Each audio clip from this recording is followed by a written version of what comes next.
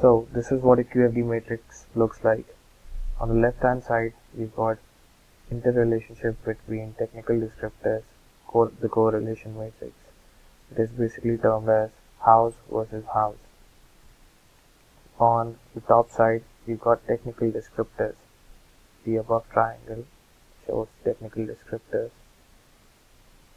Strong positive, positive negative, strong negative.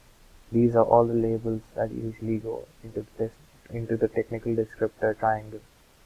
On the right hand side, we see the relationship between customer requirements and technical descriptors. This is termed as what's versus how's. Similarly, these labels of strong, medium, weak, which are represented by numbers and also different signs or designs. These also go into these checkered boxes.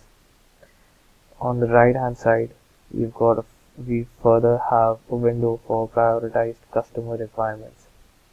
On the bottom, we've got prioritized technical descriptors. On the left hand side again, over here, we've got degree of technical difficulty, target value, absolute weight and percent, relative weight and percent. So, in order to simplify this matrix, we have divided it into different parts. Starting off with the customer requirements, the what's. This is how it looks. Moving on to technical descriptors, the how's. This is how they look. The L-shaped diagram, which is divided into primary and secondary and primary and secondary. This is a cross between customer requirements and technical descriptors. Technical descriptors usually are the product requirements that a product requires to have in order to be functional. Moving on, we have a relationship matrix which gives us an example over here of different labels that might be entered to show the relationship between the two customer requirements and technical descriptors. Over here we've got further addition to the previous map which shows the technical descriptors, and over here we see different signs representing different factors or characteristics about the product, such as strong positive, positive negative, and strong negative. It basically shows the correlation. Over here we've got customer comparative assessment, which usually, as we have seen before, comes towards the bottom of the diagram. And then we've got technical comparative assessment, which is over here in the horizontal form, and customer comparative assessment is over here in the vertical form. Now we've got a sample of HOQ, House of Quality, for Sony Xperia smartphone.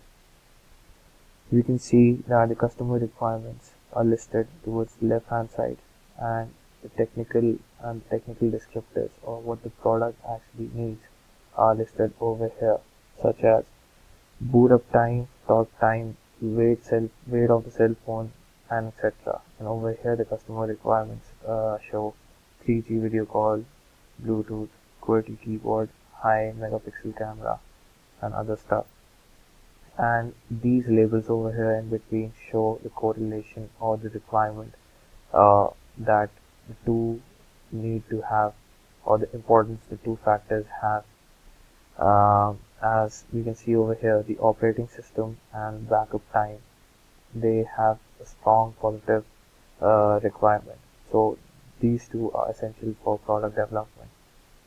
And at the bottom we can see the estimated impact, which is represented in numerical terms. So the representation over here is pretty clear, and it gives the producers a clear idea of what has a much bigger priority, of which factor has a much bigger priority over the other, eventually simplifying the entire production process. So this was all from my side. Hope you've understood what I tried to explain. Thank you.